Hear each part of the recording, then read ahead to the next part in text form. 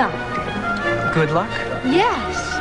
I'm on my way to the Gus Trenners at Bellamont, and I've missed the 3:15 to Rhinebeck. And there isn't another train till 5:30. How nice of you to come to my rescue.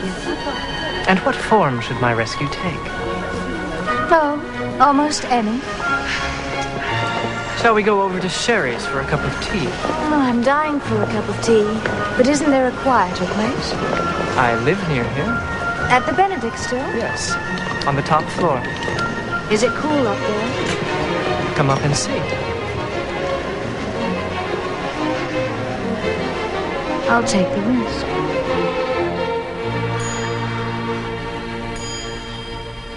Oh, how delicious to have a place like this all to oneself. Even women have been known to enjoy the privileges of a flat. Governesses, yes, but not poor marriageable girls. I even knew a girl who once lived in a flat. Oh, if I could only do over my aunt's drawing room, I know I should be a better woman. Is it so very bad? That shows how seldom you come there. Why don't you come oftener? When I do come, it's not to look at Mrs. Peniston's furniture. Nonsense. You don't come at all. We get on so well when we meet. Cream or lemon? Lemon. Oh, I can't make you out. Of course, there are men who dislike me, and others who are afraid of me. They think I want to marry them. But I don't think that you dislike me. And you can't possibly think that I want to marry you. No, I absolve you from that. Well, then? Well, then, perhaps that's the reason. The reason for what? The fact that you don't want to marry me. Perhaps I don't regard that as such a strong inducement to go and see you. Dear Mr. Selden, it is stupid of you to be disingenuous. And it isn't like you to be stupid.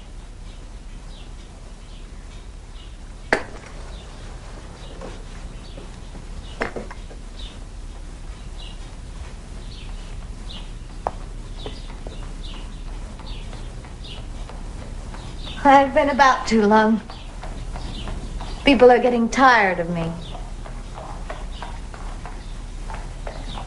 They are beginning to say that I ought to marry. Isn't marriage your vocation? Isn't it what you're all brought up for? I suppose so. So why not take the plunge and have it over?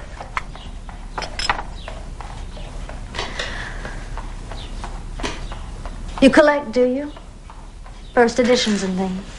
Mm-hmm. And Americana. Do you collect Americana? No, that's rather out of my line. And Americana are horribly dull, I suppose. I should fancy so, except to the historian. And yet they do fetch such fabulous prices, don't they? Well, only the very rich can afford to buy them. And you know that I am not rich. But life is very expensive.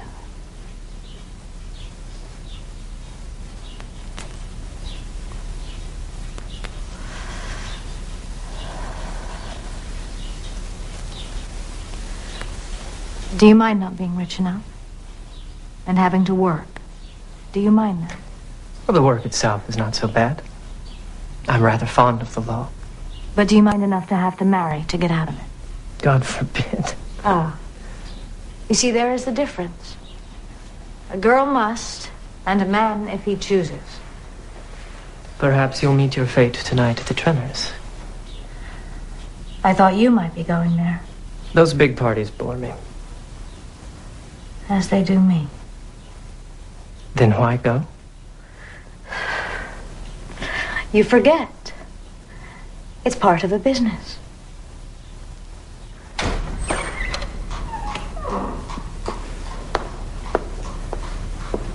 Good. Bellamont.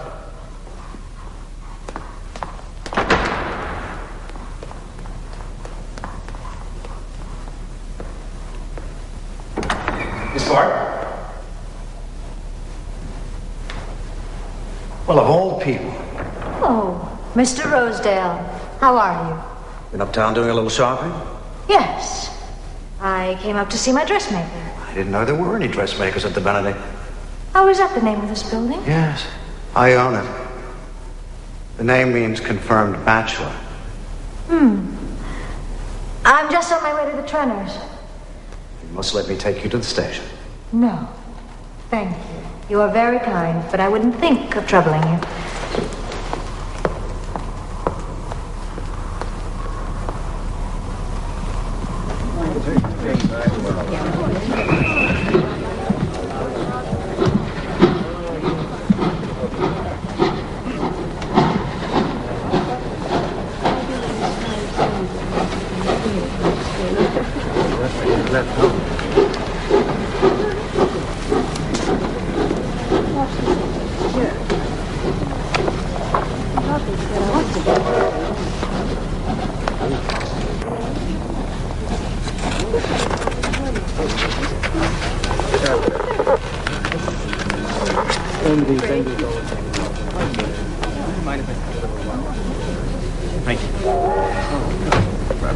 Ah, Mr. Gryce, it's you.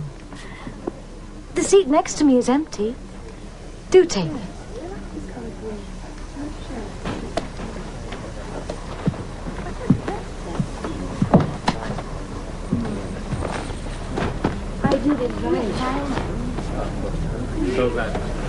I suppose you're going to Bellamont. Yes. For a week. A whole week. How delicious.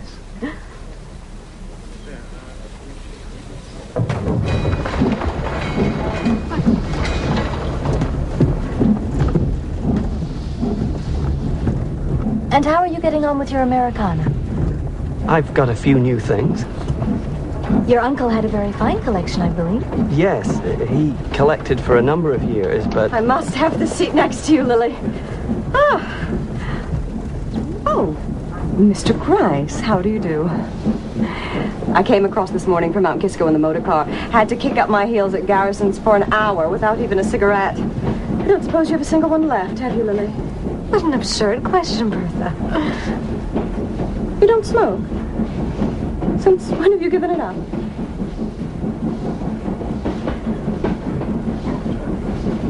And you don't smoke, Alice? Oh. How stupid of me.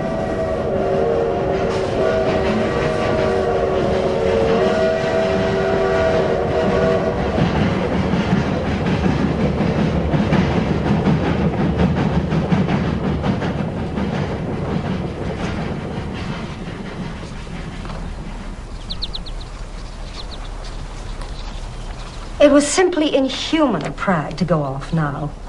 When I was in Tuxedo, I asked a lot of people down, and I've mislaid the list, and I can't remember who's coming.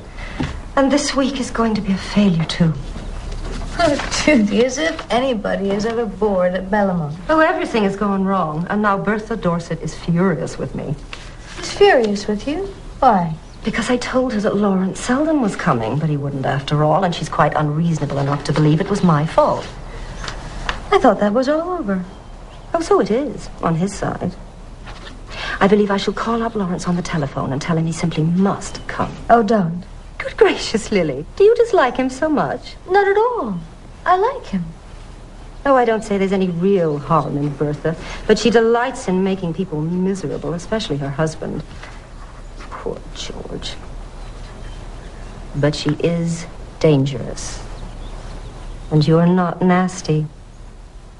And for always getting what she wants in the long run, commend me to a nasty woman. I thought you were so fond of Bertha. Oh, I am. It's much safer to be fond of dangerous people.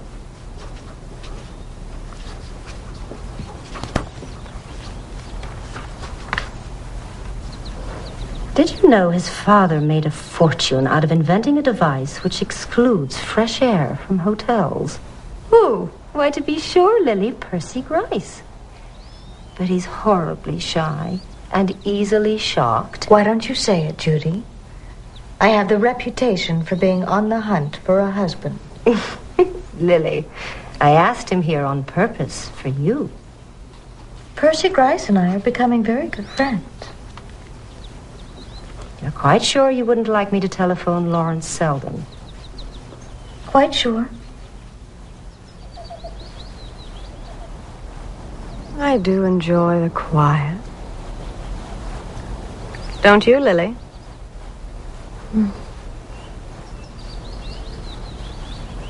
I wish the men would always stay away. It's really much nicer without them. Oh, you don't count, George. One never talks to one's husband. But wives never like their husbands talking to other women. Only if the women in question are slightly too eligible or divorced. Wives may do as they wish. Husbands are expected to be like money, influential but silent. If divorcees were more acceptable, I might be tempted. Gus! You see, I came after all.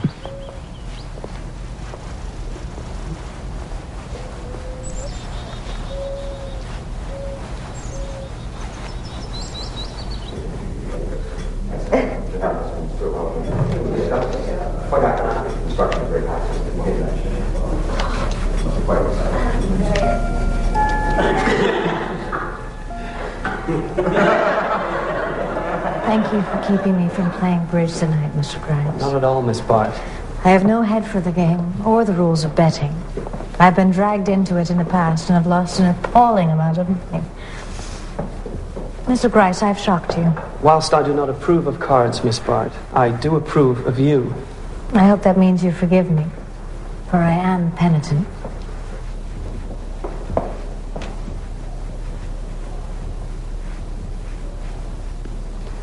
Will you go to church tomorrow? Yes, May I accompany you, Miss Bart?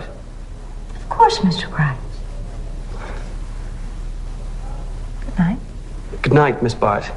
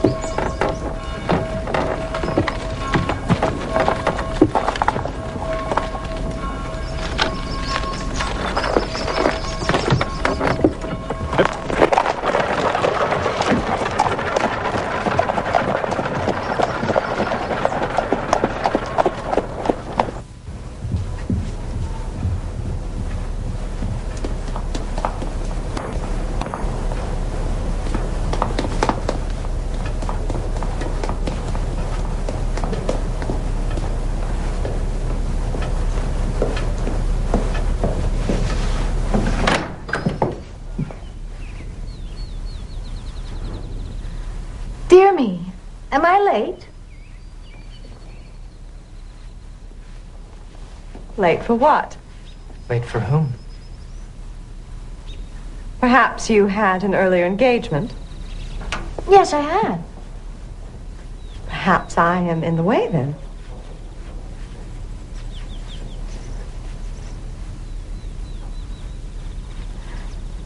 Mr. Selden is at your disposal. I never interfere with Mr. Selden's engagements. But I had no engagement with Mr. Selden. My engagement was to go to church, and I am afraid that the carriages have left without me. Have they left, do you know? Yes, I heard them drive away sometime since. Then I shall have to walk. It's too late to get there. Well, I shall have the credit for trying, at any rate.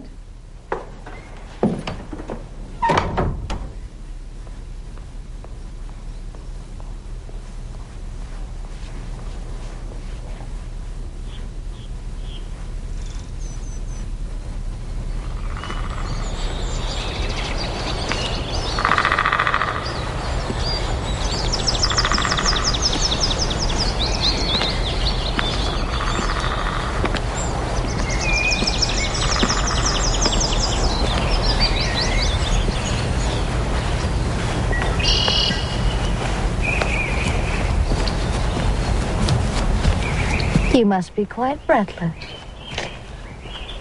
How fast you walk. I thought I'd never catch up with you. But I've been sitting here for nearly an hour, Waiting for me, I hope.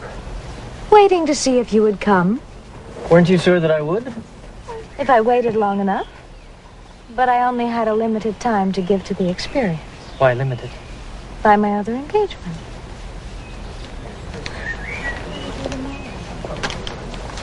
Oh, Now I see why you were getting up on your Americana. That is why I was waiting for you. To thank you for having given me so many points. You can hardly do justice to the subject in so short a time. Won't you devote the afternoon to it? We'll take a walk, and you can thank me at your leisure.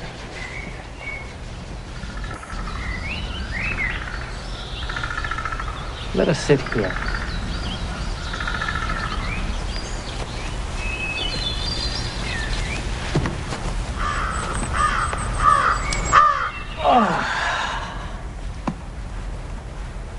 I have broken 2 engagements for you today, and both of them with Percy Grice. How many have you broken for me? None. My only engagement at Bellamont was with you. You really came to Bellamont to see me? Of course I did. Why?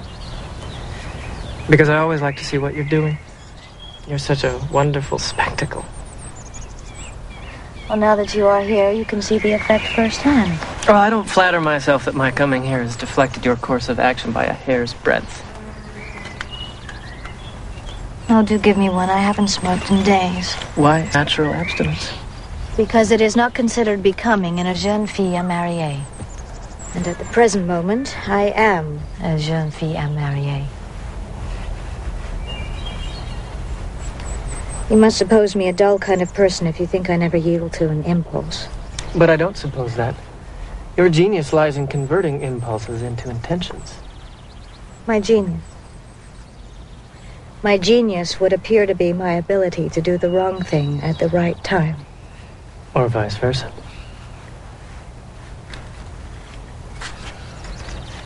Is there any final test of genius but success? I certainly haven't succeeded. But you will marry someone very rich? What a miserable future you foresee for me. Haven't you seen it for yourself? Of course. But it seems so much darker when you show it to me. Why do you do this to me? Why do you make the things that I have chosen seem hateful to me? If you have nothing to give me instead. No, I have nothing to give you instead. If I had, it should be yours. You know that. But you belittle me in being so sure they're the only things I care for. Isn't it natural that I should try to belittle all the things I can't offer you?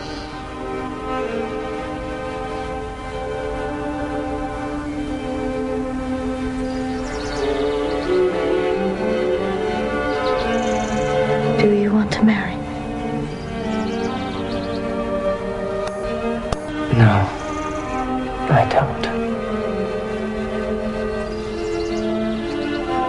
But perhaps I should, if you did. It would be a great risk. I've never concealed from you how great.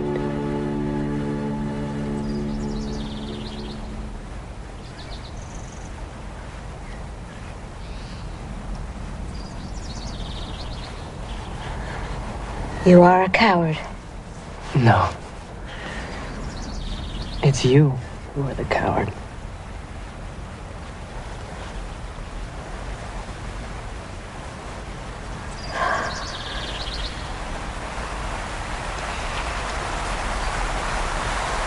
Are you serious? Why not? I took no risk in being so.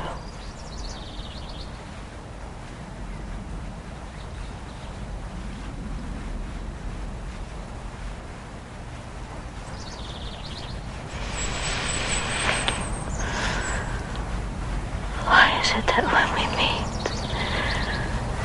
we always play this elaborate game.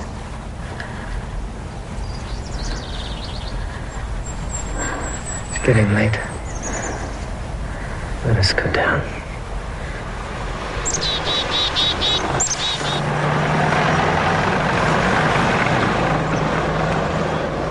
I thought Mr. Grice meant to stay all week.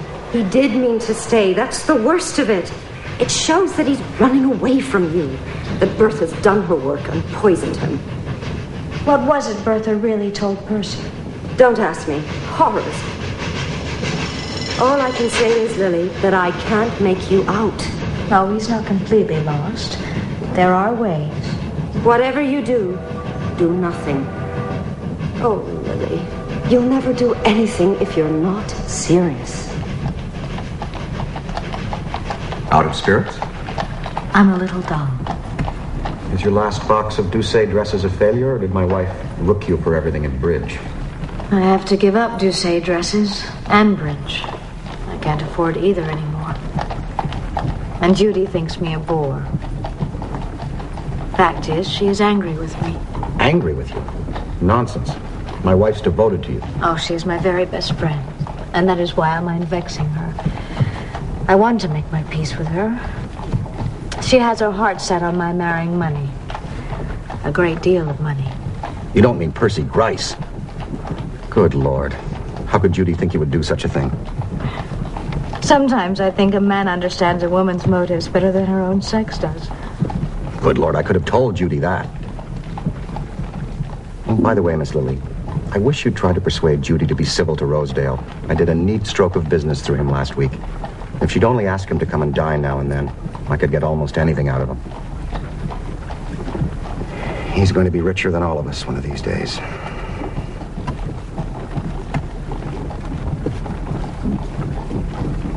Would you do me a favor? A very great favor. Why, of course. I don't mean to bore you with all of this, but I am entirely dependent upon my aunt. And though she is very kind, she gives me no regular allowance. I have a tiny income of my own, but it has been badly invested. It seems to bring in less and less each year.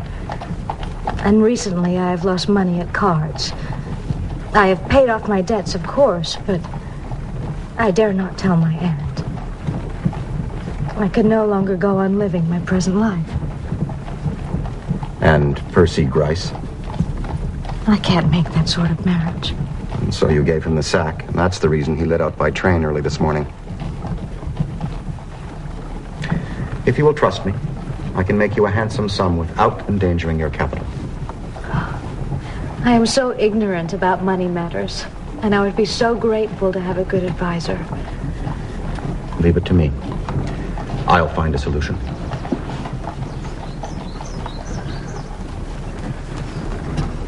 Really, Lily, you're as careless and frivolous as your poor parents were.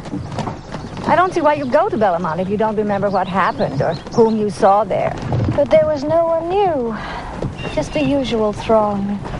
Was Mr. Selden there? Yes. He came later. And Mr. Rosedale, was he there? No, of course not. Why do you ask? Oh, passing interest, merely. Mr. Selden tells me that socially Mr. Rosedale is very ubiquitous now. I have always thought that men like Rosedale and their methods of gaining fortunes were at best questionable, at worst criminal. To grow richer at a time when most people's investments are shrinking strikes me as being in very bad taste. But society still uses such men, if only obliquely. If obliquity were a vice, we should all be tainted.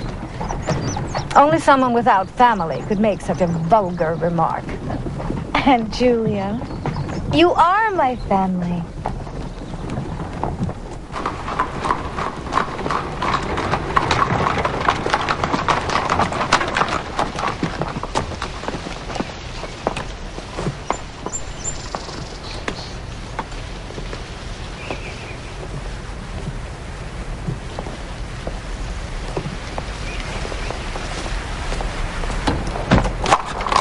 As I thought. It's extraordinary that I cannot teach the parlor maid to draw the blinds down evenly. Will you see to it, Grace? Jennings, we will take tea in the upstairs sitting room. Lily, you can read me the obituaries. Oh, Aunt Julia, Grace does it so much better than me. She can make even the most insignificant death seem interesting. I will see to the blinds. Very well, you may join us later.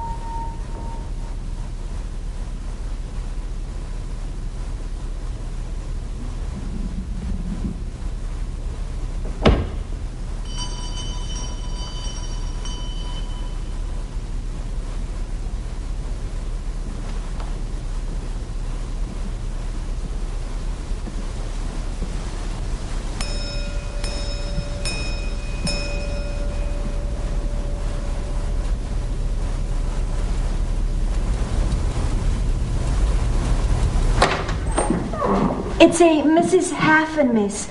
She won't say what she wants. Do you want to see me?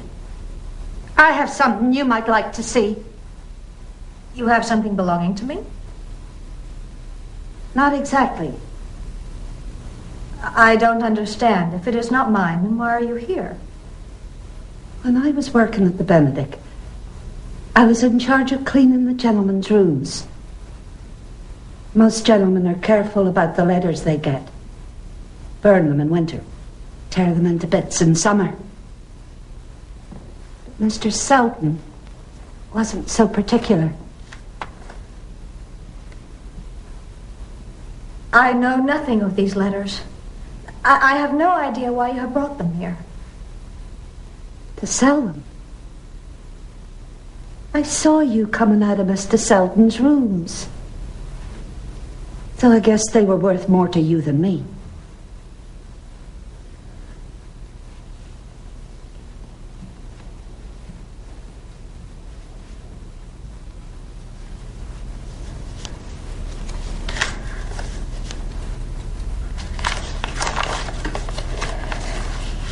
You promised me we would meet when George was next away from town. Although you have forbidden me to come to you, I will. I cannot bear George near me. When he touches me, I want to scream. His very presence is unbearable.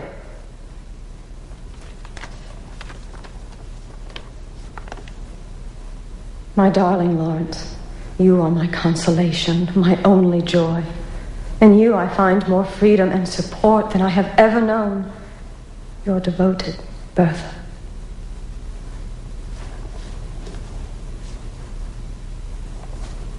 What do you want me to pay you for them? 150. 100. I've got to live too. I have offered you all that I am prepared to pay for these letters. 100.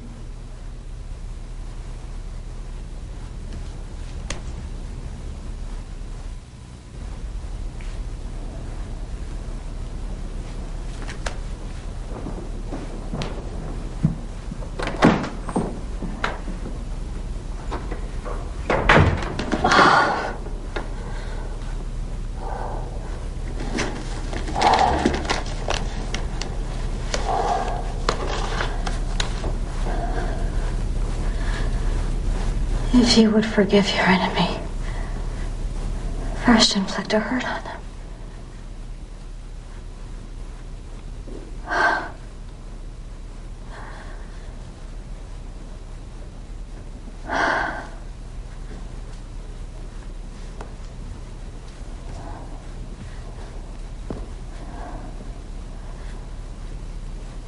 Oh, Bertha.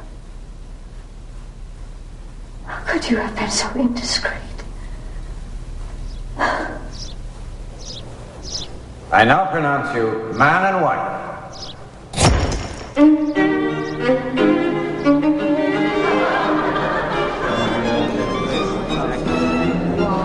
I've never seen you look more lovely. Oh, good. Lily, I've got a check for you. Another dividend. You have both Rosedale and me to thank for it.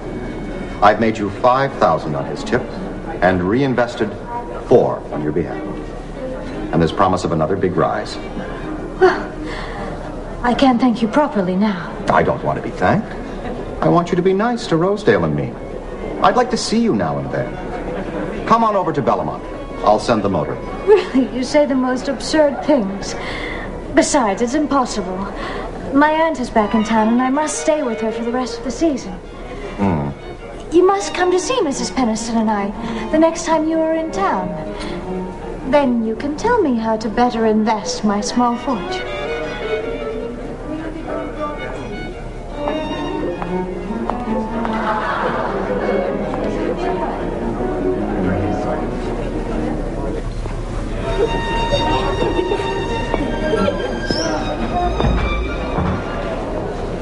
This is luck. I was wondering if I should be able to have a word with you. I haven't recovered my self-respect since you showed me how poor my ambitions were. On the contrary, I thought that I had been the means of proving you were more important to you than anything else. Lily! We thought you'd given us... I've been hunting all over for you. My object in hunting for you was to invite you to my box at the opera on opening night. Gus has promised to come to town on purpose. He's a tremendous admirer of yours. I fancy he'd go a lot farther for the pleasure of seeing you. The Trenners are my best friends. I think we should all go a long way to see one another. How's your luck been going lately on Wall Street? I hear that Gus pulled off a nice little pile for you last month. I've had a little money to invest, and Mr. Trenner has been helping me in such matters. I had a lucky turn. Is that what you call it? You've had a great many yourself, I believe. Is that the latest creation of that dressmaker you go to see at the Benedict? If so, it's a great success. Isn't it, Mr. Selden? It's nice of you. It would be nicer still if you'd get me a glass of lemonade. Pleasure.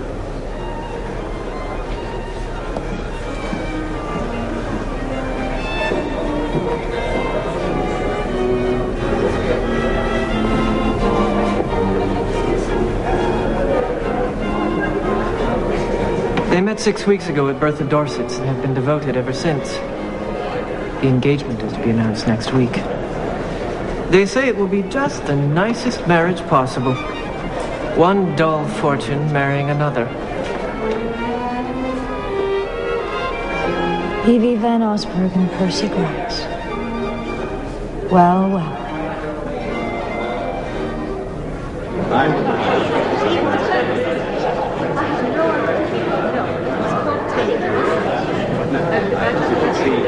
Ladies and gentlemen, Miss Lily Bart as Summer by Watteau.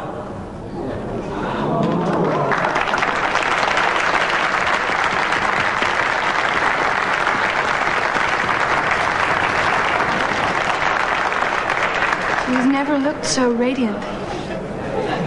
I think I like her best in that simple dress. It makes her look like the real Lily. The Lily I know. The Lily we know. She is herself with a few people only. She has it in her to become whatever she is believed to be.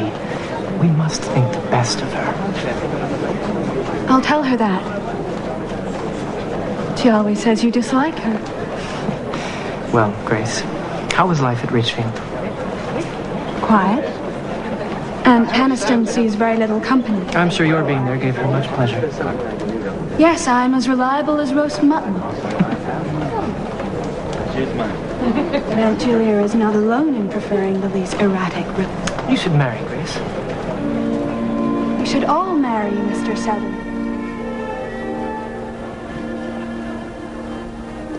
You never speak to me. I'm never near you long enough.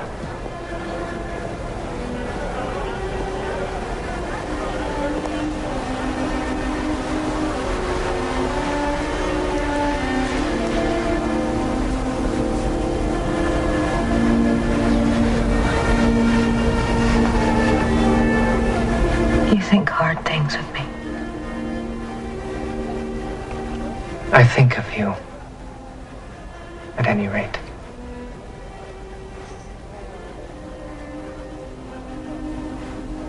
Then why do we never see each other? I have my law practice, and you're always surrounded by admirers. There are no admirers at my aunt's house. Well, then perhaps I might take tea with you at Mrs. Peniston's next week. Yes. Come at 4 on Friday. Then we can talk. I have so much to say to you. I need your help. You promised me once you'd help me. The only way I can help you is by loving you.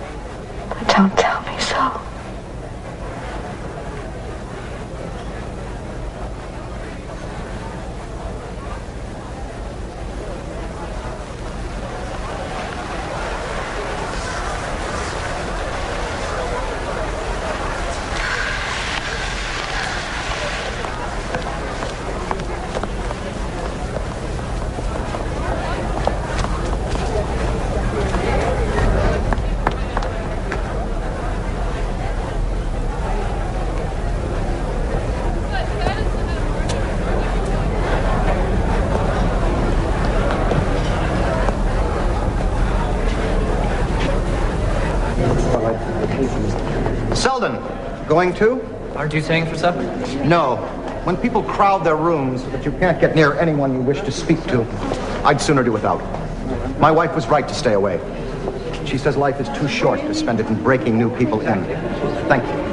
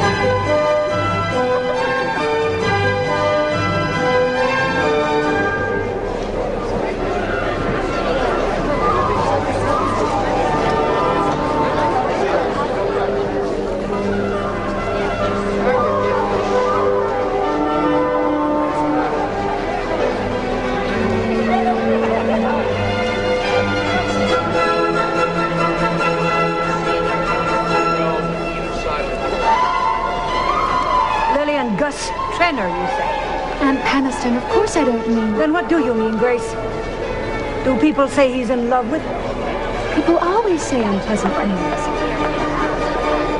It is a pity, though, that Lily makes herself so conspicuous. Conspicuous? Does he mean to divorce, then marry? No, it's a flirtation, nothing more. A flirtation? With a married man? Such things were never heard of in my day.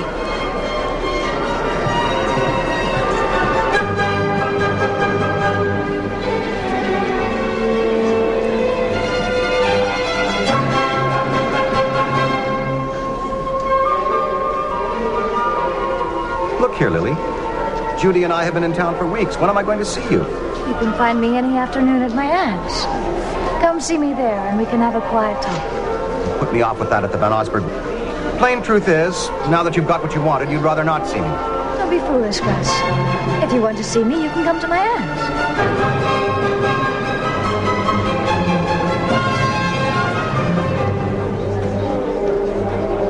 What else is being said? That Gus Trenor pays her bills. Rubbish. Lily has her own income, and I provide for her very handsomely. There are her gambling debts. What do you mean? She plays bridge. Who told you that my niece plays cards for money? Mrs. Grice told me herself that it was Lily's gambling debts that frightened Percy. In fact, people are inclined to excuse her on that account. To excuse her? For what? For accepting the attentions of men like Gus Trenor. Thank you for telling me, Grace. But I must say this unwelcome information has completely ruined the Mozart for me. Lily, let's leave before the first act starts. Judy's as cross as two sticks when she's away from Bellamont. Come to the house now. Is Judy unwell? Well, a visit from you might be just what's needed. Very well, Gus. I shall come with her.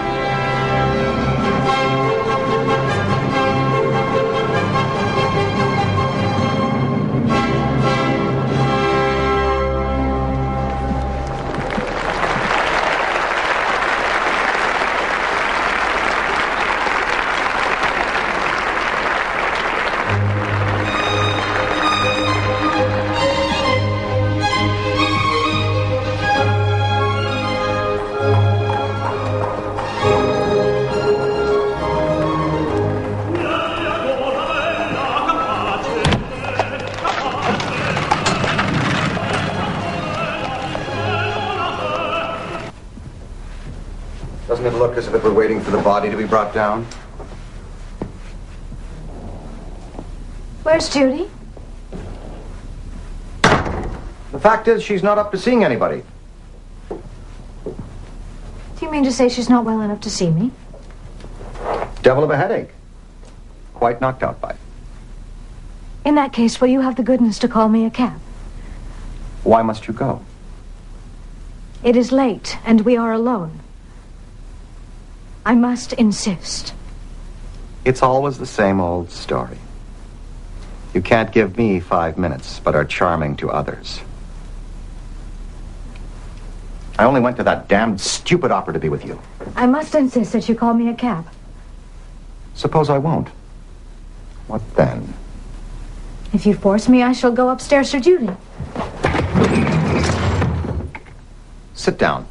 I've got a word to say to you. If you have anything to say to me, you must say it to me at another time. I shall go upstairs to Judy unless you call me a cab at once. Go upstairs. Judy isn't there. Do you mean to say that Judy is not in this house? She isn't even in town. I don't believe you. My wife is still at Bellamont. If she were not coming to town, she would have telephoned. She did. I received no message. I didn't send any. How dare you compromise me in this way? Don't take that high tone with me. I've been patient long enough. After all, the man who pays for the dinner is generally allowed a seat at the table. I don't know what you mean. I didn't begin this business. Kept out of the way.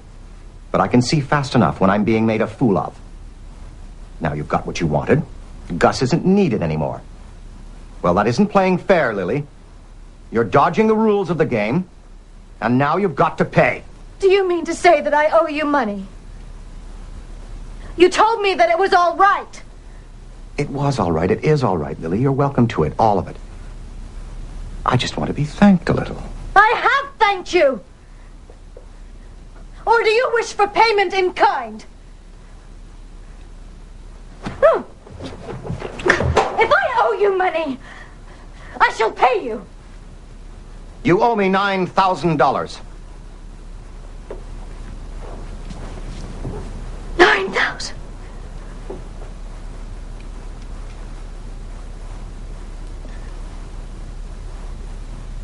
I will pay you.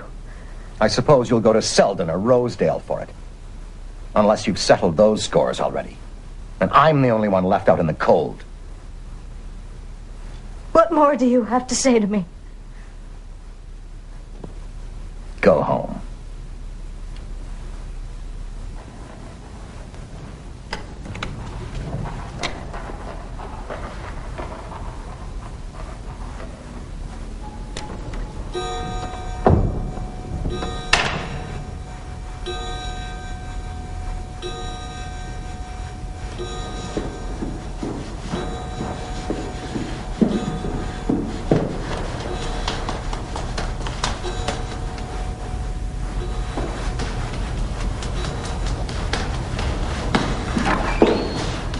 Come here, Lily. I wish to speak with you. And Julia, it is very late and I am very tired. I must insist, Lily.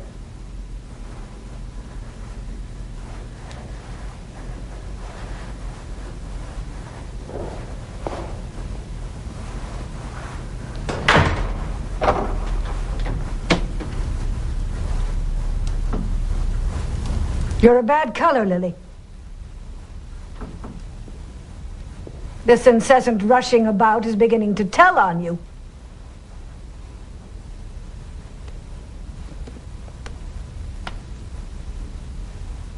I don't think it's that.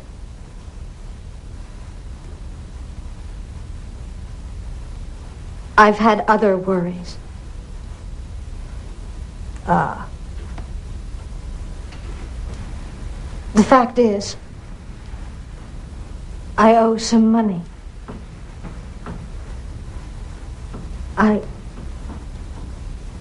I have been foolish.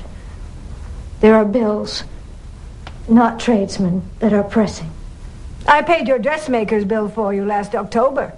But if you owe Madame Celeste another $1,000, she may send me your account. I owe a good deal more than $1,000. A good deal more? To whom? Do I know these people? Some by name, others by reputation. Then they are of no consequence. These debts that I speak of are different. The fact is, I've been playing cards a good deal.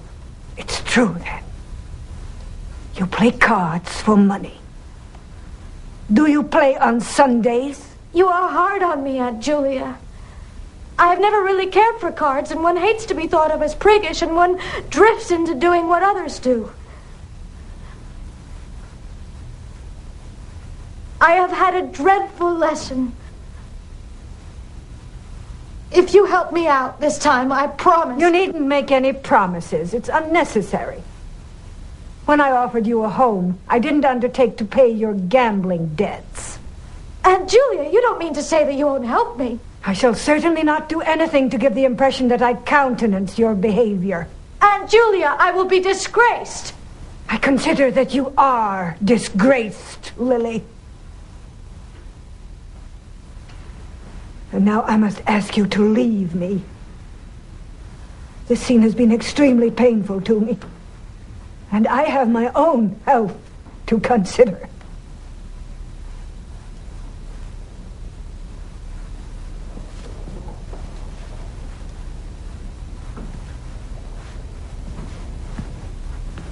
And tell Jennings that I wish to see no one until tomorrow afternoon. And then only Grace see. Grace? Yes, Aunt Julia.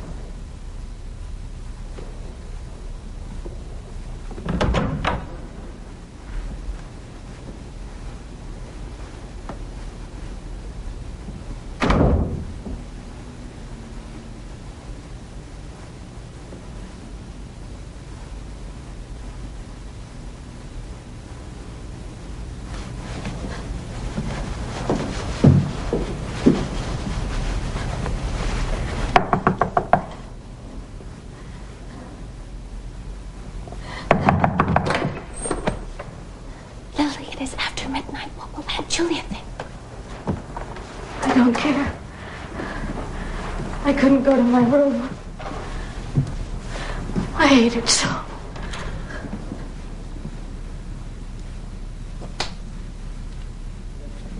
Lily, what has happened? Can't you tell me?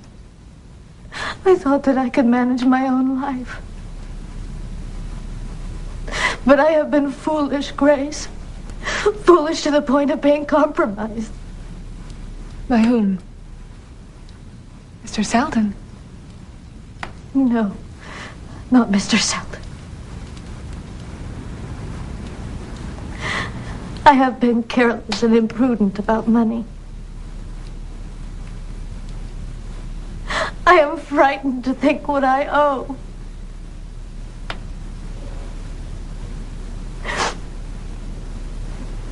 Grace, you know Lawrence. If I asked him to help me, told him why, would he loathe me if I told him everything? No. You must not do that. He is like other men. They have minds like moral flypaper. They can forgive a woman almost anything except the loss of her good name.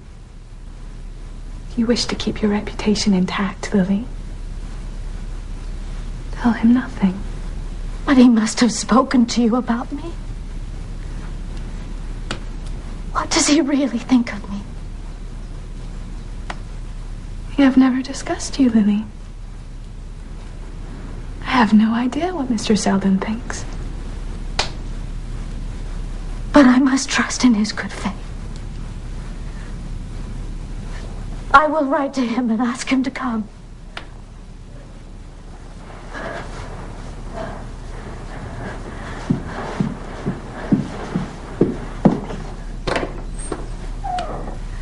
Good night, Grace. Good night, Lily.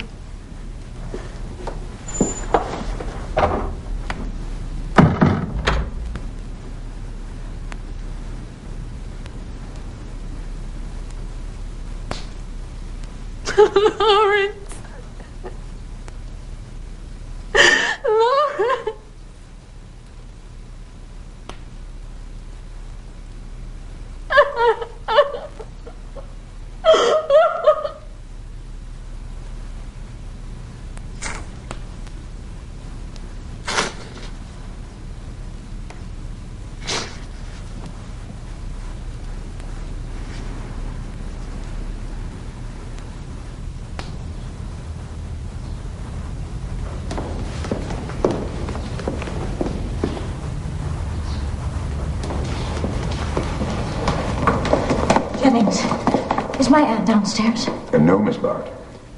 Mrs. Peniston left for Richfield early this morning with Miss Stepney.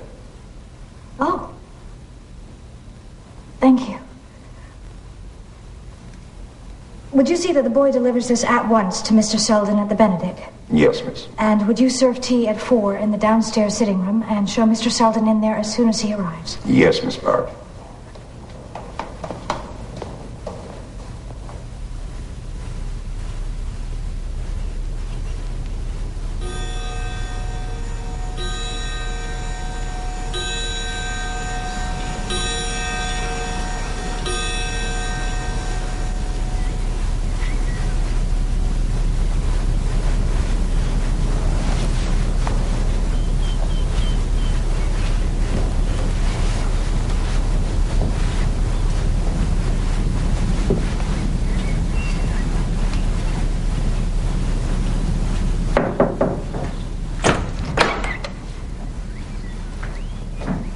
Mr. Rosedale.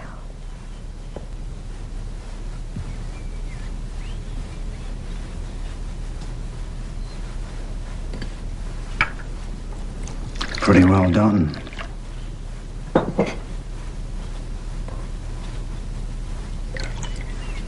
Yes, very well done.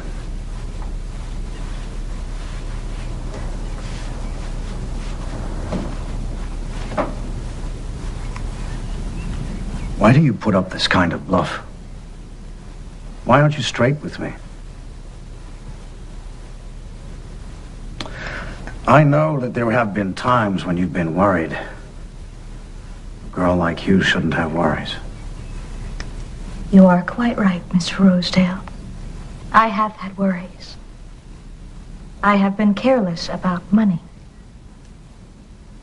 I'm offering you the chance to turn your back on those once and for all. I know you're not in love with me. You're not even fond of me. Yet. I am very much flattered by your offer. But I should be selfish and ungrateful if I made the reason for accepting your generosity financial. Miss Bart, I generally get what I want in life. I have attained a certain social position, and I have the means to maintain it. Now all I want is the woman. The right woman to share both with me. Now I know you have a fondness for luxury and amusement, and to not have to settle for it. I can provide the style and the means of settling. You are mistaken on one point, Mr. Rosedale. Whatever I enjoy, I am prepared to pay for.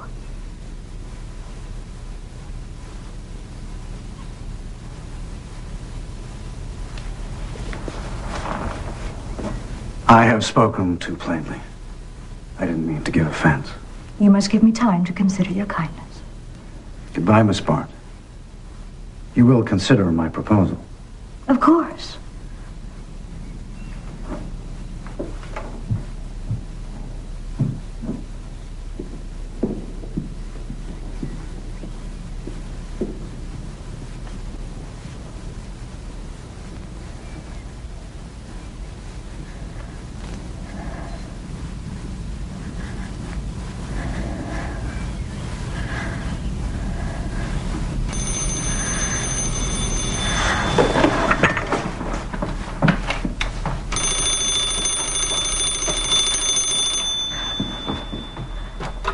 Yes.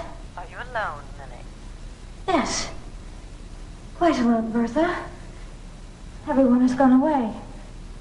My aunt to Richfield, everyone else to Europe. Except Lawrence Selden, who's gone to London. How unsophisticated of him. Will you join us then on a cruise to the Mediterranean? Well, I'm not sure that I'm able to. Oh, you'll be doing me a great service. You're always so attentive to George, listening to his old stories, which he's been telling since the Civil War. You're the only one with enough fortitude to take an interest. Nonsense. George can be charming. Good. You'll come then. Yes. It'll be delightful. Goodbye.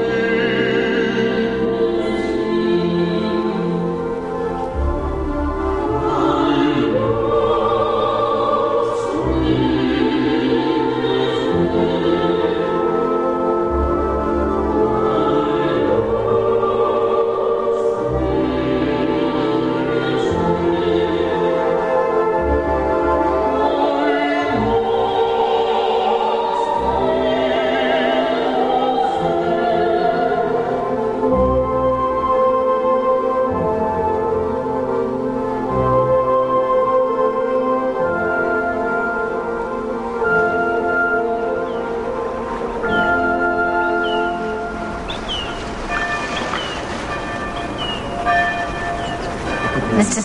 Fisher. You join us. What brings you to Monte Carlo? I finished my business with a client in London, so I decided to come down and renew my objective interest in life. Ah, so you are not so far removed from being manipulated by the strings of society as one might think. Mrs. Fisher, none of us are. We're starving to death because we can't decide where to lunch. Of course, one gets the best things at the terrace.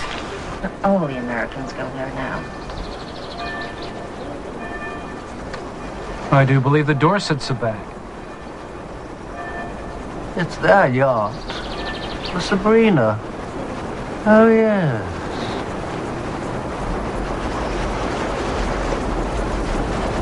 Je fais souvent ce rêve étrange et pénétrant d'une femme inconnue et que j'aime et qui m'aime et qui n'est chaque fois ni tout à fait la même, ni tout à fait une autre, et même et me comprend car elle me comprend et mon cœur, transparent pour elle seule, hélas, cesse d'être un problème pour elle seule et les moiteurs qui me font l'air elle seule, laisser rafraîchir le belle bleu,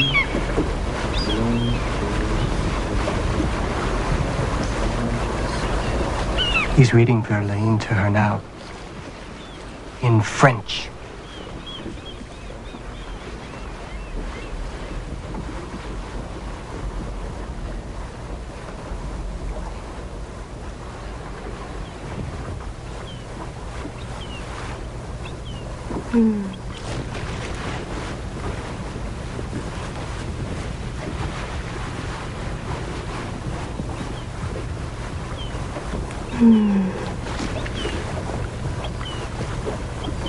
Well, what's the use of mincing matters?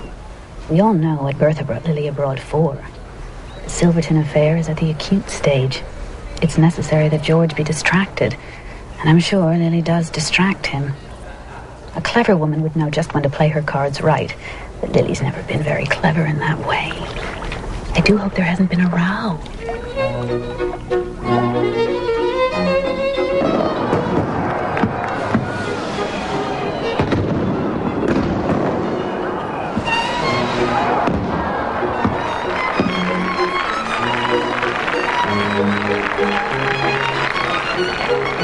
Where the devil are they? Bertha!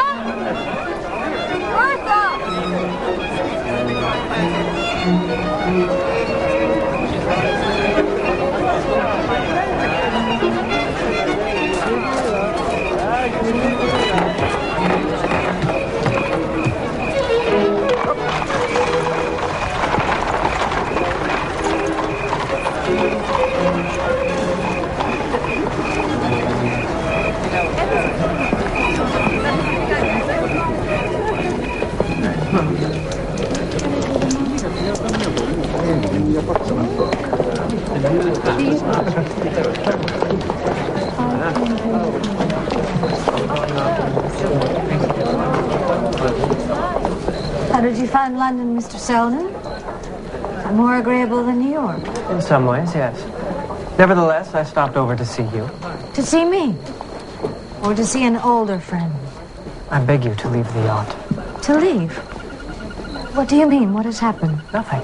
But if something should, why be in the way of it? How would you think that I would leave Bertha? You have yourself to think of, you know. Nothing will happen. Of course not. I'm sure.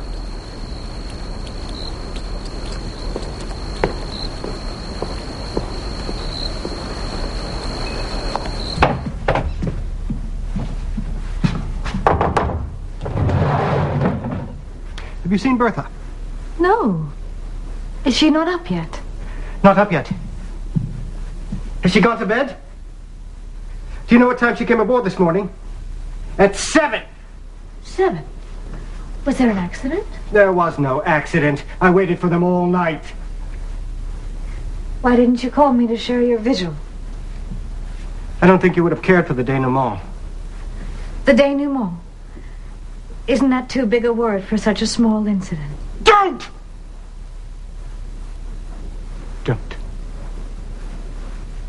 I only want to help you. You do so by being sweet and patient with me, but you can't want to see me ridiculous.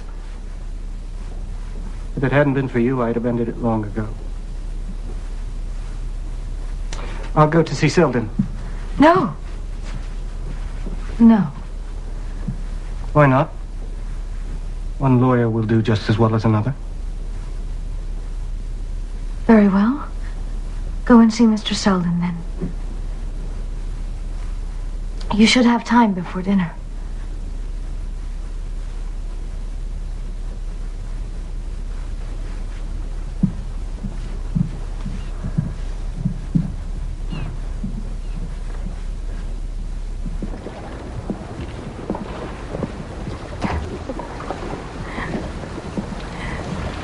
I suppose I ought to say good morning. I tried to see you, but you weren't up. No, I got to bed late. After we separated during the fete, we thought we should wait, but we missed you. You missed us. But I thought you didn't get back to the yacht until this morning. Who told you that? George. Is that his version? Poor George. He's had one of his attacks again. It is very bad for him to be worried. Whenever anything upsetting happens, it always brings on an attack. Anything upsetting? Yes. Such as having you so conspicuously on his hands during the small hours. You know, my dear, you're rather a responsibility in such a scandalous place after midnight. Well, really? Considering it was you who burdened him with the responsibility. A married man should not have the burden of being seen alone with a single woman. Yes, we were alone. Is that so dreadful? After all, we lost you as much as you mislaid us. Oh. So now it is my fault for not having the superhuman cleverness to find you in that dreadful crowd. Or the imagination to believe that you wouldn't wait for us on the quay until we managed to meet you. No, simply by us all keeping together. Keeping together. Lily, you are not a child to be led by the hand. Nor to be lectured, Bertha. Lecture you? Heaven forbid. I was merely trying to give you a friendly hint. But usually it's the other way around, isn't it? I'm expected to take hints, not to give them. Hints? From me to you? Negative ones, merely. What not to be, or to do, or to see. But, my dear, if you will let me say so, I didn't understand that one of my negative duties was not to warn you when you carried your imprudence too far.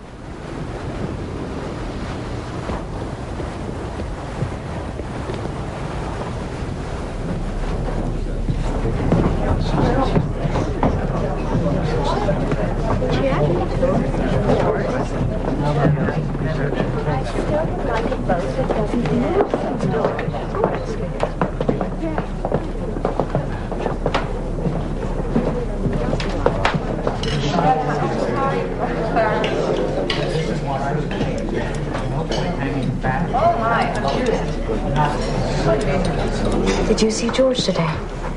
Yes. Well, what happened? What will happen? Nothing as yet. And nothing in the future, I think. You're sure? I'm not sure, but I'm a good deal surer. No, thank you.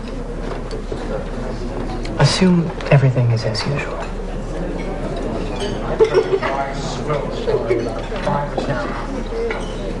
Every time it tells the squirrel is big.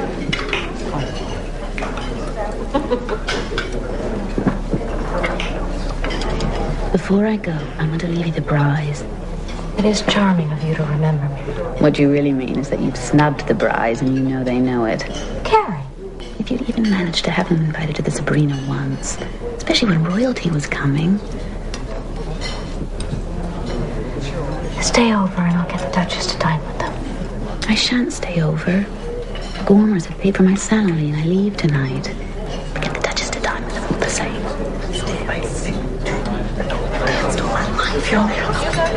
They'd be much obliged.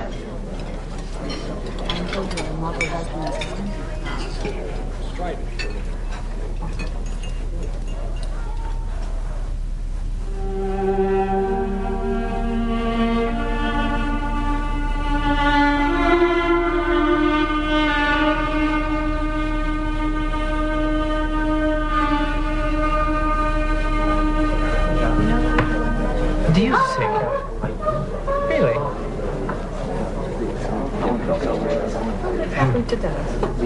Come on, Lily, if you're going back to the yacht. Miss Bart is not returning to the yacht. Bertha. Miss Bart, there has been some misunderstanding. Some mistake. Miss Bart remains here.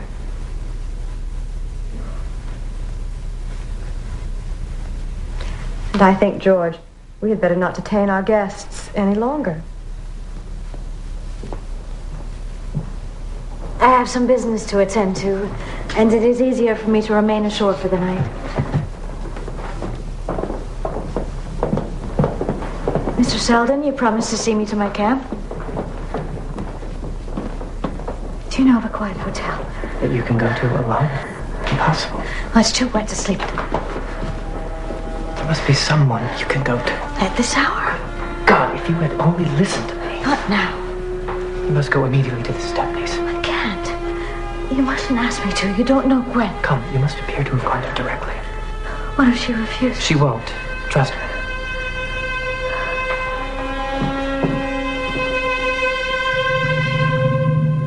I, Julia Grace Peniston, being of sound mind and body, declare this to be my last will and testament, hereby revoking and declaring utterly void all wills and clauses of wills heretofore made by me. It is my will and desire that after my death, all my just debts to whomsoever shall be paid by my executives hereinafter named. Second, it is my will and desire. Lily will get everything, of course. Aunt Julia was always a just woman. Well, it's only about 400,000. 8, and to my niece, Miss Lily Bart, I bequeath the sum of $10,000. 9, and the residue of my estate I bequeath to my dear niece and namesake, Grace Julia Stepney, given under my hand and seal 22nd of May, 1906.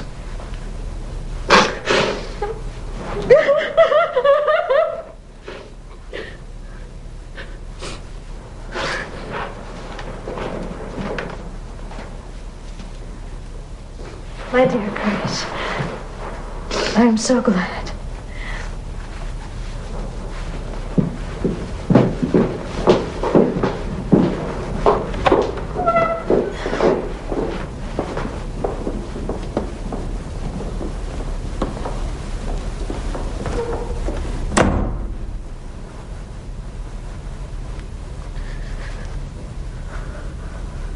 What sweet shall we have today? Lily. My dear Carrie, you wouldn't let me have the head waiter see that I've nothing to live on but my Aunt Julia's legacy. Think of Bertha Dorset's satisfaction if she came and found us lunching on cold mutton and tea. I was horrid to you in Monte Carlo, Lily. I'm thoroughly ashamed of myself, and I've wanted to tell you so ever since, and that's the truth. Well, what is truth? Where a woman is concerned, it's a story that's easiest to believe. If I'd have gotten the money, no one would dare ignore me. And if they did, it wouldn't matter. I'd be independent of them. Oh, Lily. It's so unjust. Grace Stepney must feel she has no right to that inheritance. Anyone who knew how to please Aunt Julia has a right to her money. But she was devoted to you. Be honest, Karen. She disapproved of my going with the Dorsets, and she heard of my break with them. After all, Bertha did turn me off the yacht. I must know where I stand, Carrie. I must know what is being said of me. I don't listen. Well, one hears such things without listening. Good afternoon, Mrs. Fisher. Carrie, how delightful to see you. How delightful, Judy. Oh, Lily. What a pleasure it is to see you. Gus? Miss Bart. I must see the head waiter, Judy.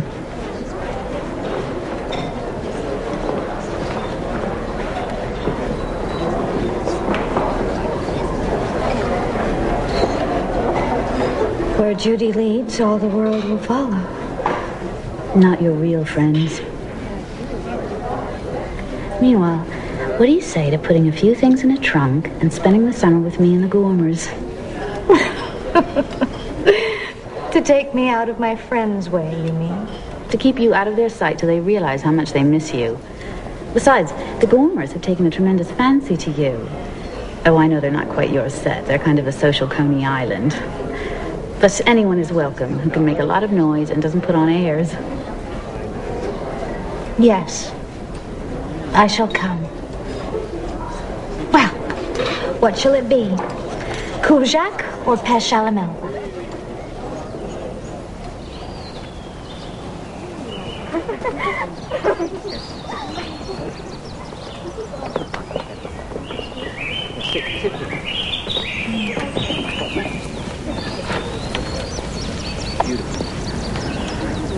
The more I think of my idea of getting you here, the better I like it.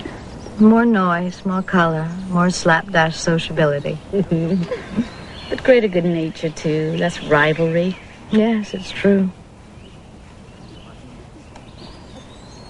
And soon everybody will be leaving. For Newport and Bar Harbor and Long Island. And me to a hotel in broiling New York. Lily, you must marry as soon as you can.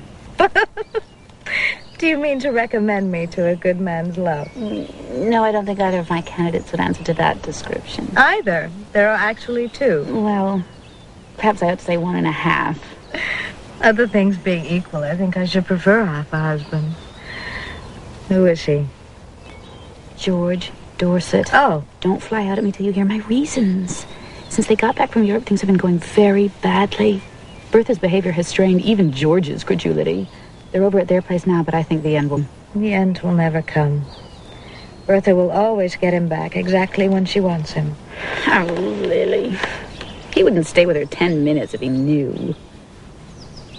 Knew? If he had positive proof, I mean. Please, Carrie, let us drop the subject. It's too odious to me. And the second candidate? We mustn't forget him. Sim Rosedale.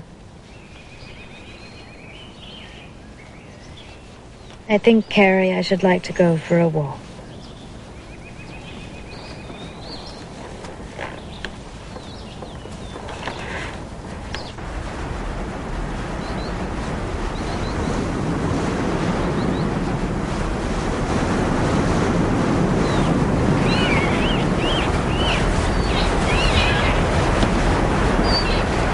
Bart. I've been hoping to meet you. I should have written if I dared. I wanted to apologize. Don't let us speak of it. I was very sorry for you. You must let me explain. I was deceived. I'm still more sorry for you then. But you must see that I am not exactly the person with whom this subject can be discussed. Why not? It's you of all people I owe an explanation to. No explanation is necessary. The situation was perfectly clear to me. Miss Bart, don't turn away from me.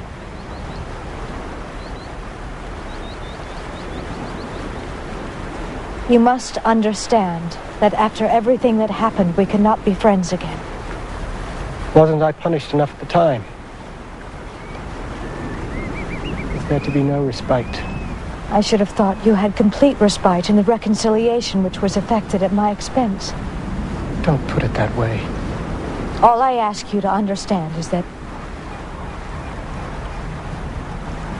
after the use that Bertha made of me, after all that her behavior has since implied, it is impossible that you and I should meet. Please help me. I am sorry. There is nothing I can do. You must have other friends, other advisors. I never had a friend like you. Besides, you're the only person who knows. After all, you were there in Monte Carlo. You are mistaken. I saw nothing. I know nothing. Just say what you know, and the way will be clear for us both. I know nothing. You're sacrificing both of us. I know nothing. Absolutely nothing.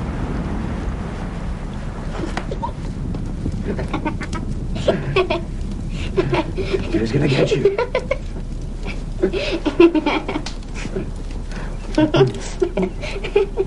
Come along. You ought to be in bed. Yes, Mother. Good night, Miss Bart. Good night, dear.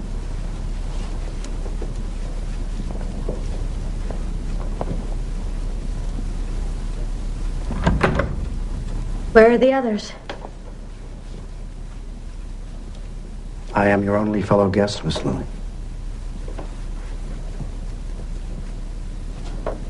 I think Carrie was trying to be subtle. You look tired. I've been sleeping badly.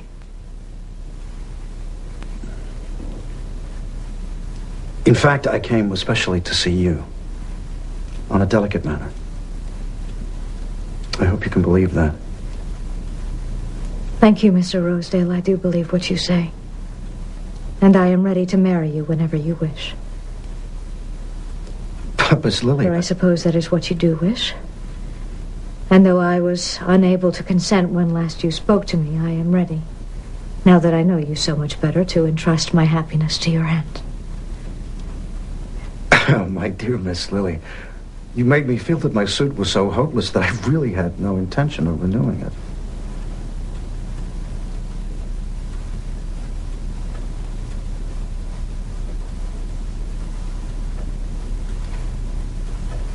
I have no one to blame but myself if I gave you the impression that my decision was final.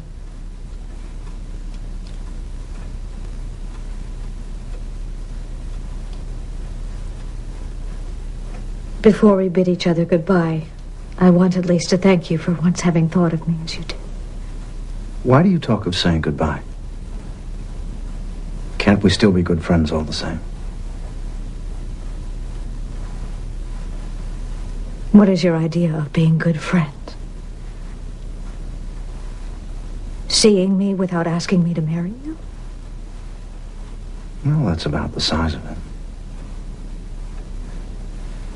I like your frankness.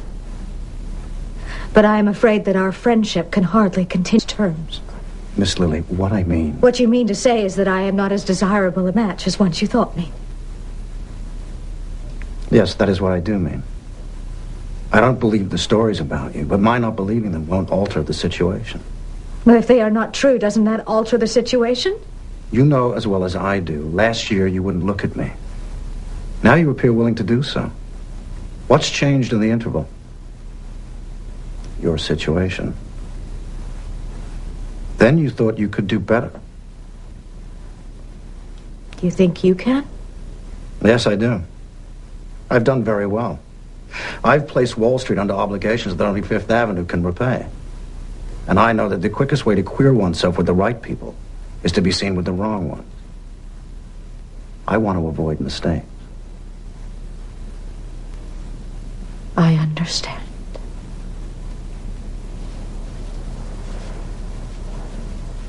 Goodbye, Mr. Rosedale. Why don't you use those letters of hers? Don't ask me how I know you bought them. I know. And I don't suppose you bought those letters simply because you wanted to collect autographs. You see, I know where you stand. You have Bertha completely in your power. You wish to be rehabilitated socially, and you have the means of your redemption. You see, in a deal like this, nobody comes out with perfectly clean hands. If you're going to fight Bertha, don't inflict an open injury. Reduce it to a private transaction. Give and take, you mean? Yes. As in business. Or politics. You see how simple it is? There's no point frightening Bertha into line. You have to keep her there. That's my part of the business. That's what I'm offering you. To reconcile with Bertha, and then you will marry me. What do you say, Miss Lily? You are mistaken in both the facts and what you infer from them. Well, I'll be damned. I suppose it's because the letters are to him. I thought we understood each other. We do now.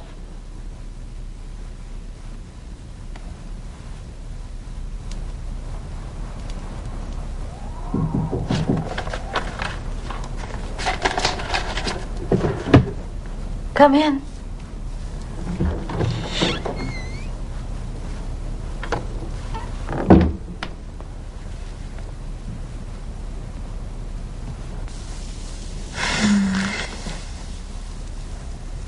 It's such a blessing to have a quiet few weeks here. Thank you for inviting me here, Carrie. I do love it in Tuxedo. Yes, it's a pleasant house. One of my few treasured possessions.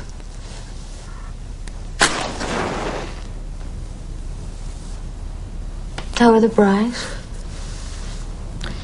Louisa Bry is a stern taskmaster. Talk about love making people jealous. It's nothing to social ambition. By the way, I had a visit from Mattie Gormer the other day. She was with Bertha Dorset, of all people. No doubt the rabbit always thinks it is fascinating the anaconda. Now that they're fast friends, I think Mattie will sacrifice anything for her. Including me?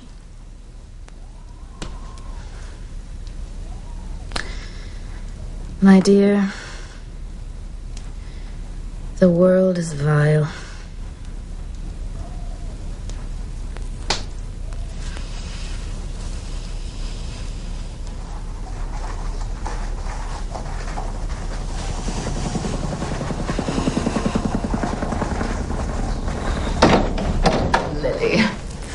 Mrs. Hatch, I'm not dressed. Lily, it doesn't matter. This is the 20th century, not the Dark Ages. As soon as you've eaten, come to my rooms. We've just got to go through my schedule. I'm leaving in 20 minutes, so please be quick. I cannot find my prescription, Lily. Do you have it? I'm always losing them. You usually leave them on your bureau, Mrs. Hatch. Oh, of course I do. Get it filled for me today, Lily. If I don't have my floral at night, I never sleep. And I have to see my beauty doctor today, otherwise I cannot face society. The manicure will have to wait until tomorrow. I'm just not up to it today, so put her off. Don't look sour, Lily. She won't mind. She never minds. After lunch, I shall go to Sherry's for tea. Then this evening, I'm playing bridge with my lawyer. 8, I think. So I'll try to go for my fitting tomorrow morning, but only if it doesn't interfere with the art exhibition at 4. Then supper. No, the theater first and then supper. But Mrs. Hatch, if you don't tell me in advance of these changes, how shall I be able to keep your diary accurately? Oh, Lily, engagements are made to be broken, especially with tradespeople. They expect it. Yes, Mrs. Hatch. Oh, and by the way, Lily, on Friday I'm dining with Melville Stancy and some people called the Gormers. Yes, Mrs. Hatch. And don't forget my prescription, Lily. It's on the bureau.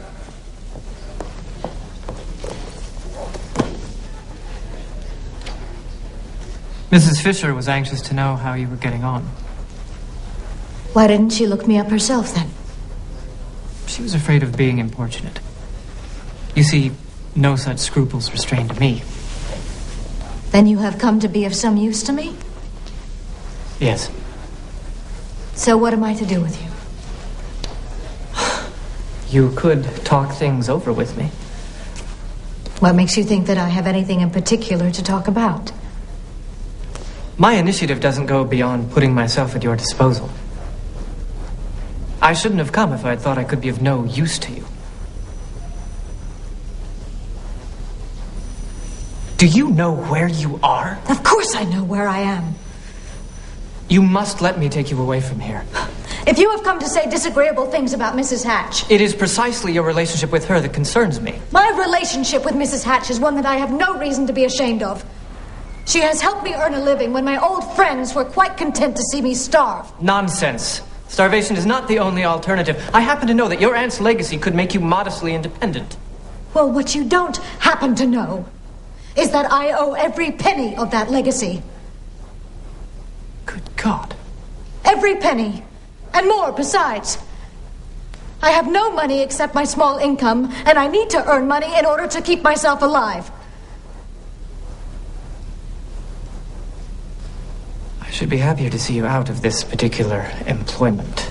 But I should not.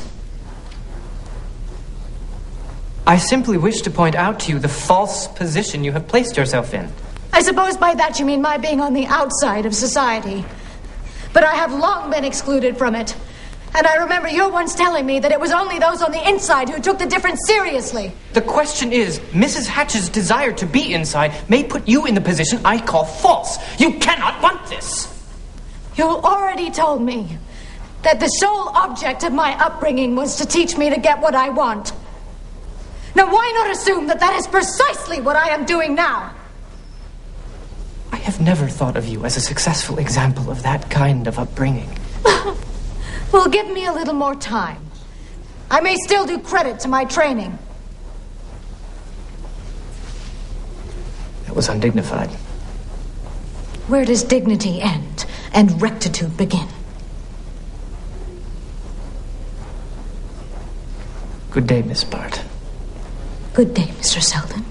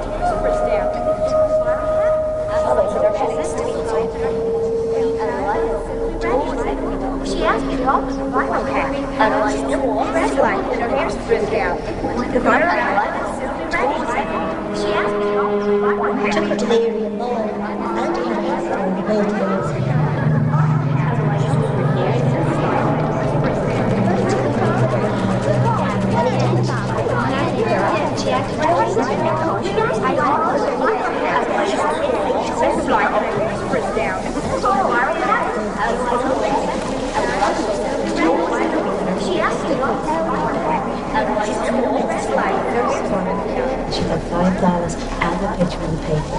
That No, she got that yesterday. The blue too? No, Yeah. the one with the green paradox. It'll be ready right on. Madam asked me to alter that viral hat. You know, she's tall, slight, but her hair's all frizzed out. A lot like Mamie Leach. Only thinner.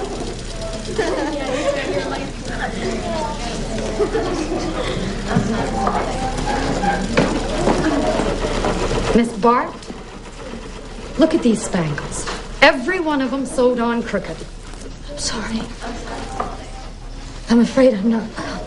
If you can do better, I'll give the hat to Miss Kilroy. Go back to binding edges.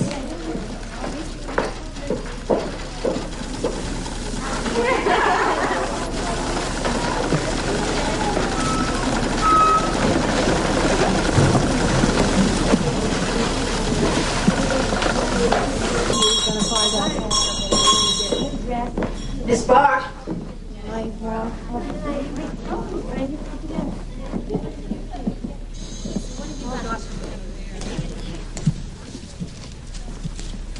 Miss Bart, I must draw your attention to the fact that your work is poor and your attendance irregular. Miss Haynes is right. I am clumsy and slow to learn. I have been indisposed lately. But I will try to improve. It's too late for that. I took you on as an untrained apprentice as a favor to Mrs. Fisher, but against my better judgment. As the season is nearly over, I'm afraid that I will have to dispense with your services. I trust you'll find a position more suited to your skills.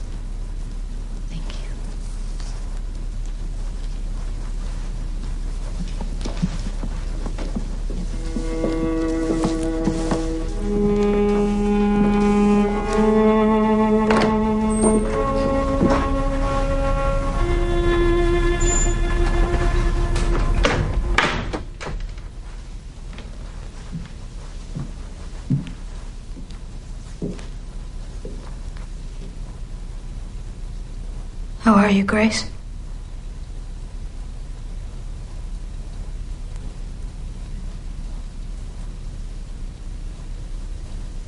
Her memory is everywhere.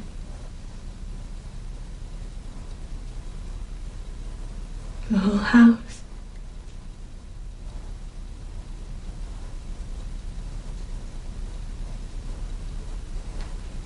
And you, Lily? How are you? You look dreadfully tired.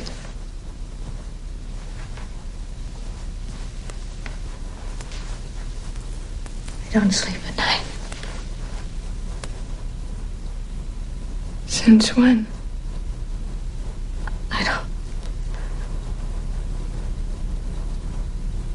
I can't remember. There are other worries. Dreadful things. What things? Poverty. I can't think of anything worse, can you?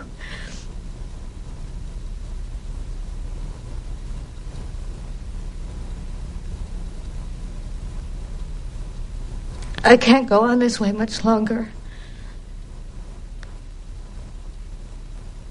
Do you have any idea when the legacies will be paid? No, Lily. No one has received them yet. Not even me. The truth is, I need money, Grace.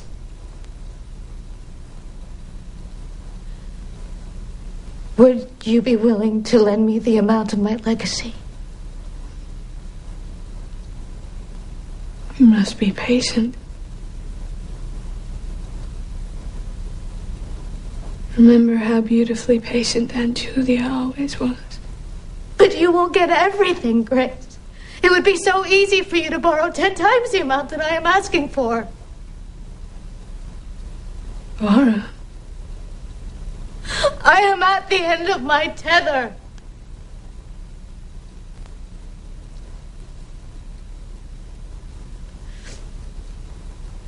Do you imagine for a moment that I would raise money upon my expectations from Aunt Julia? My Lily, if you must know the truth, it was the idea of your being in debt that brought on her last illness. You won't help me then?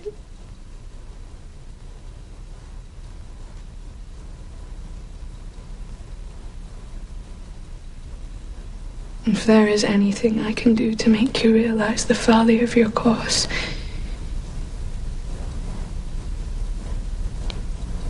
and how deeply she disapproved of it,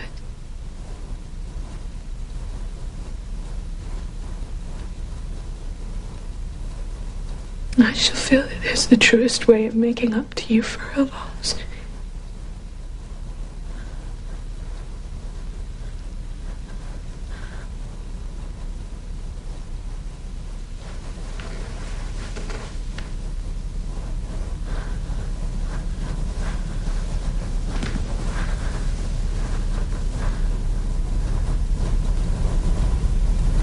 Thank you, Grace. It was good of you to see me. Goodbye.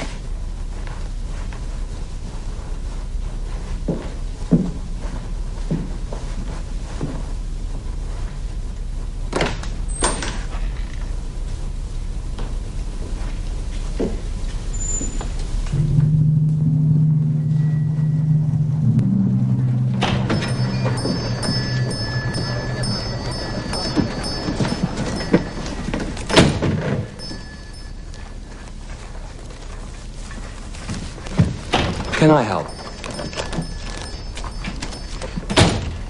Mrs. Hatch? Yes.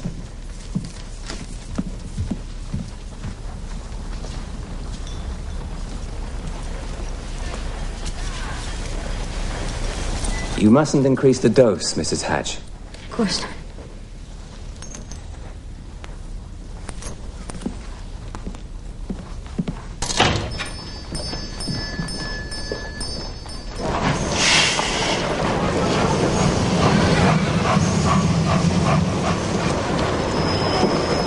Miss Lily?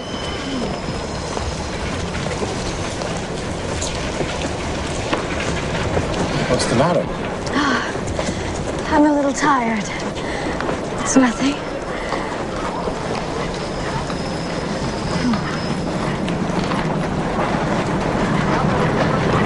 Stay with me. You can't stay here. Let me take you to the Longworth for some tea.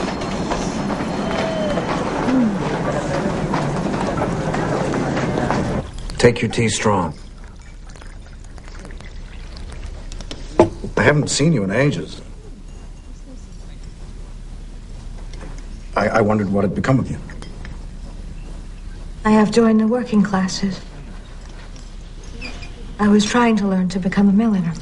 Can't be serious. Perfectly serious.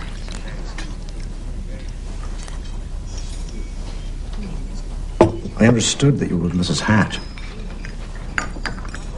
She dismissed me 2 months ago. After she had gotten into society, it seems my reputation had become a social liability. Since then, I have been obliged to work for my living. Well, that wasn't for you anyhow. I must go. No, rest a little longer. What on earth did you mean when you said you were learning to become a milliner? Just what I said. I am an apprentice at Madame Regina's. I was an apprentice at Madame Regina. But I understood that you had received a legacy from your aunt. $10,000. But it isn't paid until spring, and anyway, I owe it already. The whole 10,000? Every penny.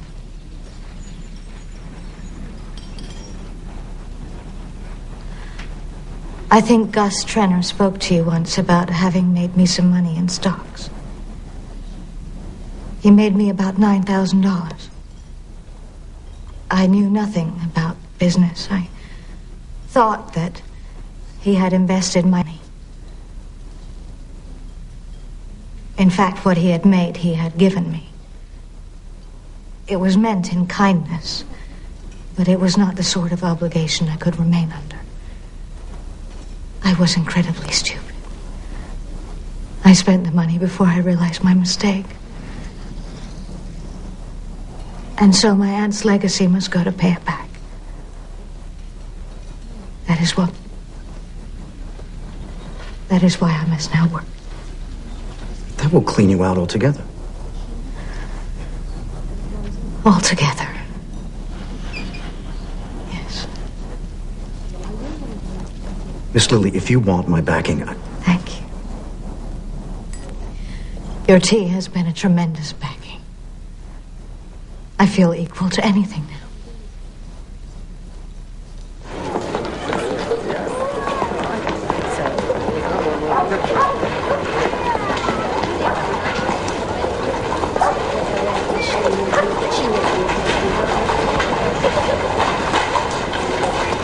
Surely this isn't the place.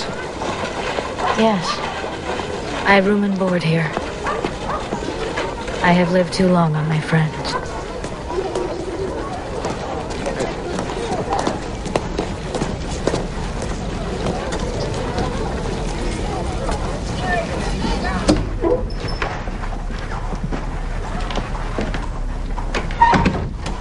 You can't go on living here. I've gone over my expenses very carefully, and I rather think that I should be able to manage it. That's not what I mean. It is what I mean. I shall be out of work now. What a way for you to talk. You in a place like this.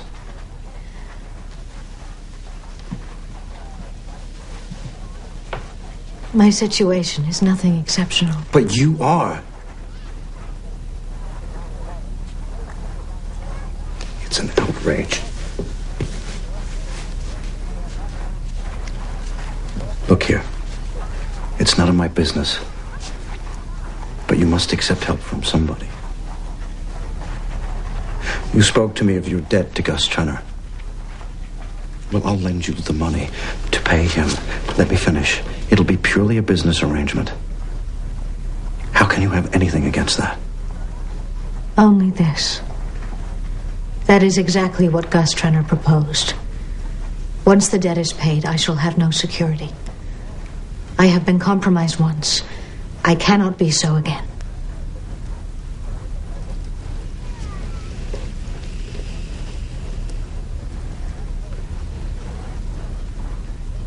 I am very grateful for your kindness, but it is impossible. You must see that.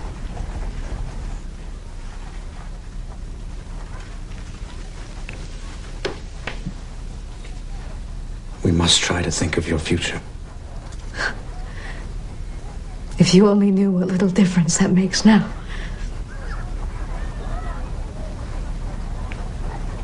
At least let me tell Selden where you're living. It will do no good. Please.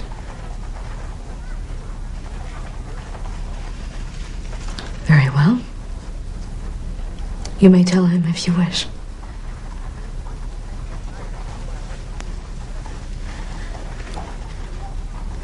If only you would let me help you.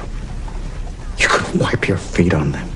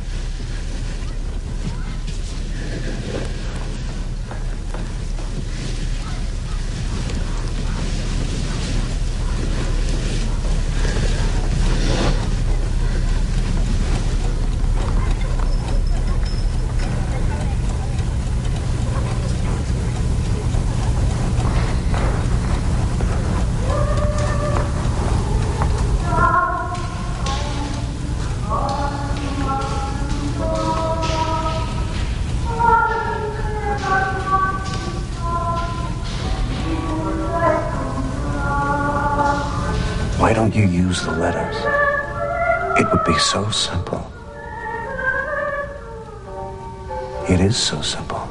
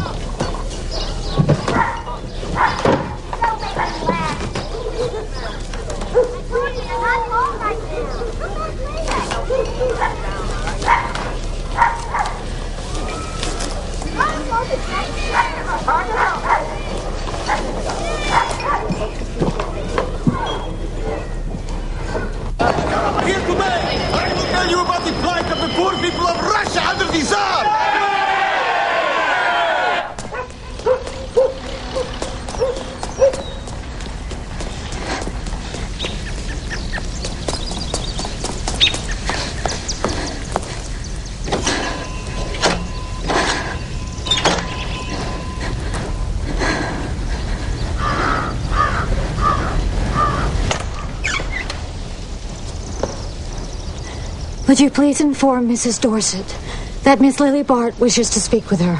Mrs. Dorset is not at home, Miss Bart. Then I should like to speak with Mr. Dorset. I'm sorry, Miss Bart, but Mr. and Mrs. Dorset left for the country 2 days ago. Oh. Shall I take a message? No. No message.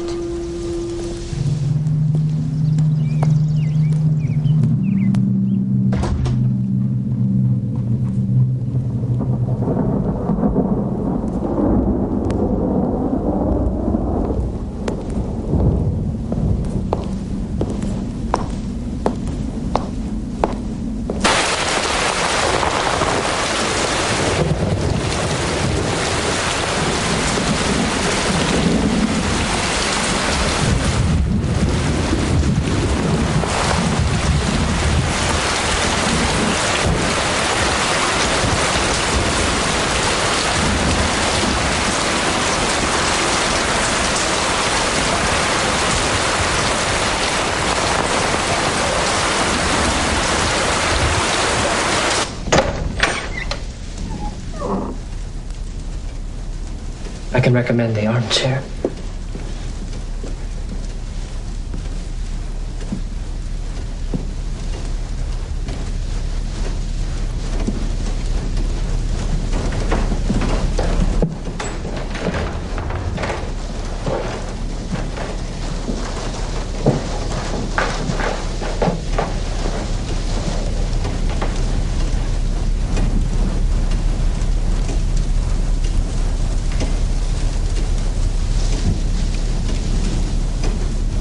I came to say that I am sorry for the way we parted.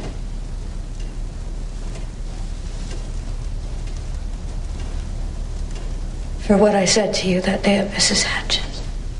I was sorry, too.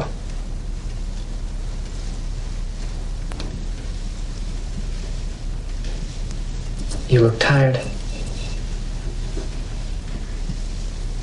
Do sit down.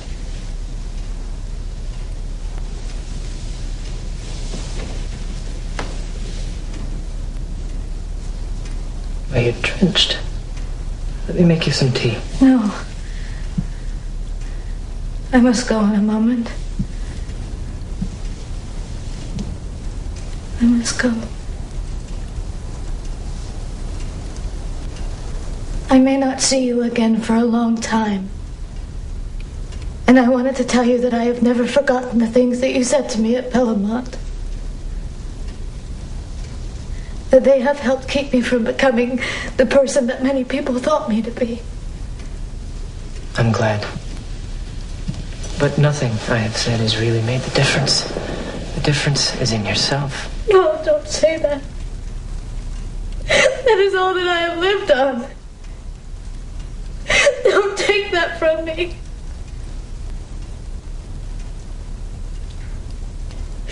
We resist the great temptations. But it is the little ones that eventually pull us down. I remember you saying that such a life could never satisfy me. And I was ashamed to admit that it could. That is what I wanted to thank you for.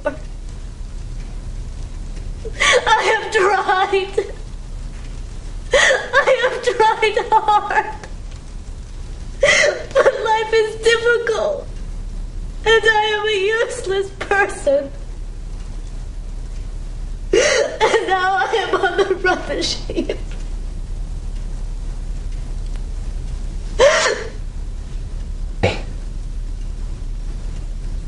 Can I help you? You told me once that you could help me only by loving me. Well, you did love me for a moment. And it helped me. But that moment is gone. And I let it go.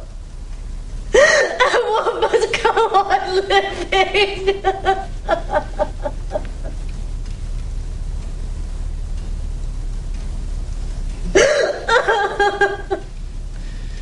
Lily, you mustn't speak in this way. Things may change, but you could never go out of my life.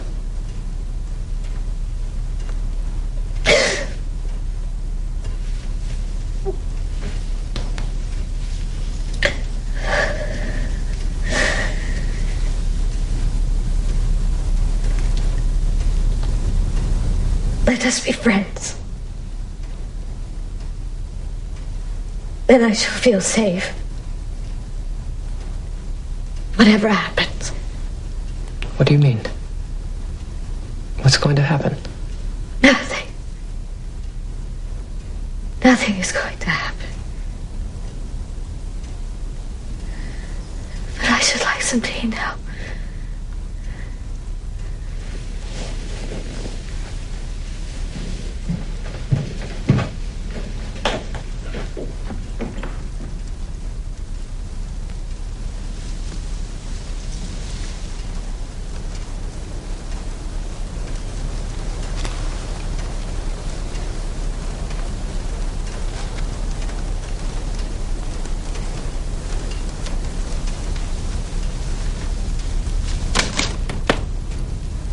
Goodbye, Lawrence.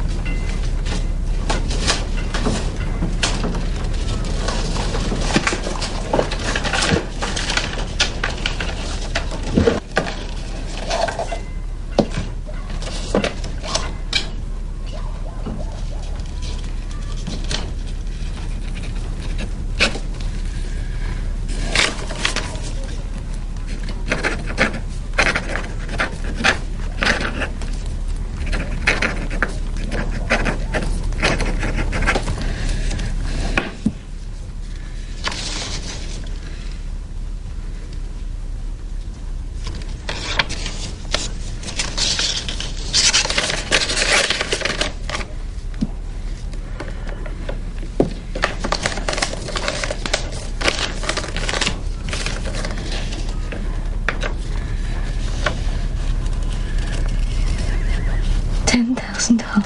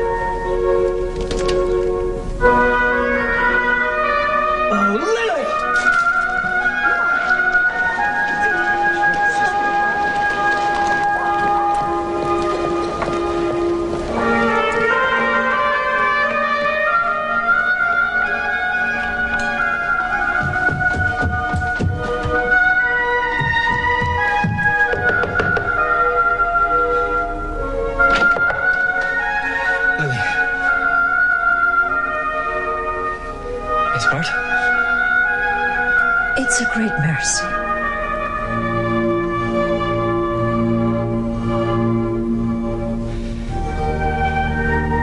May I see her alone? Will it take long? It won't take long.